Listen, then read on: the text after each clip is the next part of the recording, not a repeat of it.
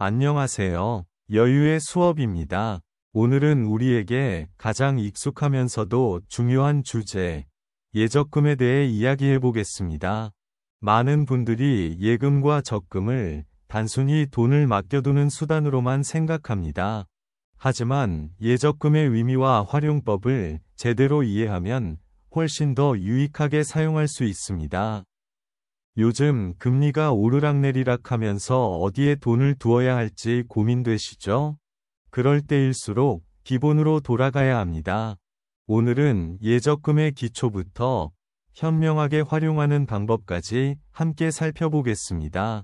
우리가 돈을 맡긴다는 것은 단순한 보관이 아니라 운용의 시작입니다. 은행에 돈을 맡기면 그 돈은 누군가의 대출로 흘러갑니다. 즉, 우리의 예금은 경제의 한 부분이 됩니다. 그렇다면 예금과 적금은 어떻게 다를까요? 예금은 목돈을 한 번에 넣어두는 것이고, 적금은 매달 일정 금액을 모으는 방식입니다. 예금은 안정적인 자산 보관에, 적금은 꾸준한 저축 습관에 적합합니다. 둘 다 안전하다는 공통점이 있지만, 목적에 따라 선택이 달라집니다. 예금은 비상금이나 단기자금 보관에 좋습니다. 적금은 목표를 정해두고 꾸준히 모을 때 도움이 됩니다. 예를 들어 1년 뒤 여행자금이나 부모님 선물자금 등을 적금으로 준비할 수 있죠. 이처럼 예적금은 단순히 돈을 넣어두는 것이 아니라 삶의 계획을 세우는 도구입니다. 우리가 돈을 관리하는 방식이 곧 우리의 태도이기 때문입니다. 예적금은 금융 초보자에게 가장 좋은 출발점입니다. 투자보다 안정적이고 리스크를 거의 걱정할 필요가 없습니다. 그렇다고 무조건 예적금만 하는 것도 정답은 아닙니다. 하지만 예적금을 통해 돈의 흐름을 이해하면 다음 단계로 나아가기 쉬워집니다. 이제 본격적으로 예적금의 구조와 장점을 살펴보겠습니다. 먼저 예금입니다. 예금은 은행에 일정 금액을 맡기고 일정 기간 후 이자를 받는 상품입니다. 기간은 자유롭게 설정할 수 있습니다. 3개월, 6개월, 1년, 혹은 그 이상도 가능합니다. 보통 기간이 길수록 이율이 높습니다. 하지만 중간에 해지하면 이자를 거의 받지 못합니다. 그래서 예금은 단기적으로 사용하지 않을 자금을 맡길 때 좋습니다. 예를 들어 비상금 중 일부를 1년 만기 예금으로 두면 효율적입니다. 적금은 조금 다릅니다. 매달 일정 금액을 꾸준히 납입합니다. 작은 돈이지만 꾸준히 쌓이면 큰 금액이 됩니다. 적금은 습관을 만드는 금융상품이라고도 할 수 있습니다. 예금이 돈을 보관하는 기능이라면 적금은 돈을 만드는 과정입니다. 적금의 가장 큰 장점은 강제성입니다. 자동이체로 설정해두면 자연스럽게 저축이 이루어집니다. 스스로 통제하지 않아도 저축이 되는 구조죠. 이런 자동저축 습관이 시간이 지나면 큰 자산으로 이어집니다. 예적금의 또 다른 장점은 원금 보장입니다. 은행 예금은 예금자 보호법에 의해 1인당 5천만 원까지 보호됩니다. 즉, 설령 은행이 어려워져도 내 돈은 안전하다는 뜻입니다.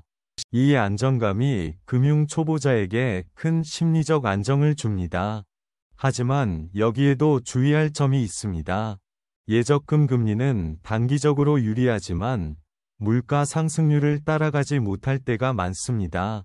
그래서 모든 돈을 예적금에만 넣기보다는 일부만 활용하는 것이 좋습니다.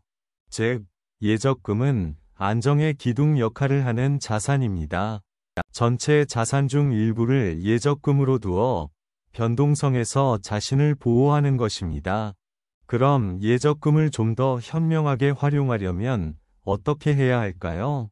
첫 번째, 목적에 따라 나누어 두는 것입니다.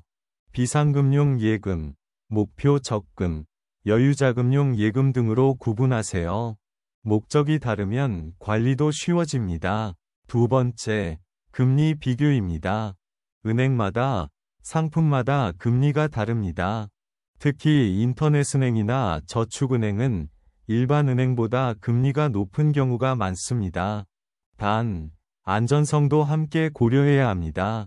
세 번째, 자동이체 날짜를 월급일 다음 날로 설정하세요. 소비보다 저축이 먼저 이루어지게 만드는 습관입니다. 이 작은 설정 하나가 저축의 성공률을 크게 높입니다. 네 번째, 적금 만기일을 활용하세요. 만기일을 중요한 시기와 맞춰두면 좋습니다. 예를 들어, 연말여행이나 학비 납부 시점에 맞추는 겁니다.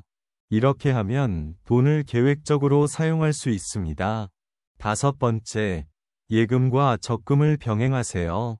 예금은 안정적인 기반, 적금은 성장의 루틴이 됩니다. 둘을 함께 운용하면 안정성과 습관을 동시에 얻습니다. 이제 조금 더 실질적인 사례로 볼까요? A씨는 300만 원의 비상금을 예금으로 매달 20만 원을 적금으로 설정했습니다. 1년이 지나자 240만 원의 적금과 안정적인 예금이 만들어졌습니다. 작지만 확실한 변화였습니다. B씨는 여행을 목표로 1년짜리 적금을 시작했습니다. 매달 자동이체로 10만 원씩 저축했죠. 그 결과 1년 뒤 부담 없이 여행 경비를 마련할 수 있었습니다. 이런 경험은 저축의 즐거움을 만들어줍니다. 이제 전개부를 마무리하며 핵심을 정리해 볼까요? 예금은 안정적인 보관, 적금은 꾸준한 습관입니다. 둘 다 돈의 흐름을 익히는 좋은 출발점입니다.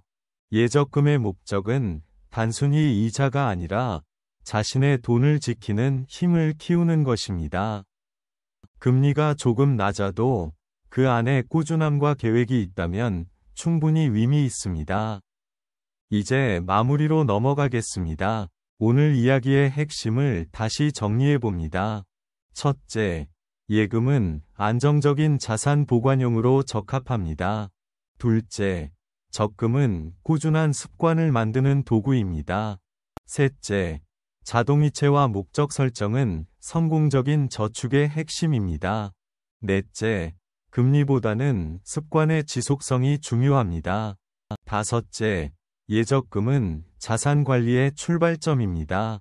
예적금만으로 부자가 되기는 어렵지만 부자가 되는 습관은 여기서 시작됩니다. 돈을 맡긴다는 것은 단지 기다림이 아니라 자신과의 약속입니다.